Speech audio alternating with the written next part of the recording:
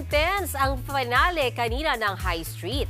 Si Sky, played by Andrea Brillantes, isinakripisyo ang kanyang buhay para sa mahal niyang si Gino na ginampanan ni Juan Carlos.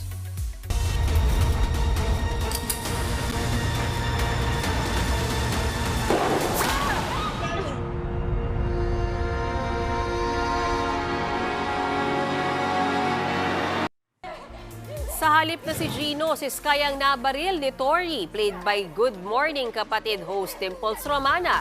Emosyonal ang ending at nagtipon-tipon sila sa puntod ni Sky na katabi rin ng puntod ng kambalyang si Luna noong sa senior high.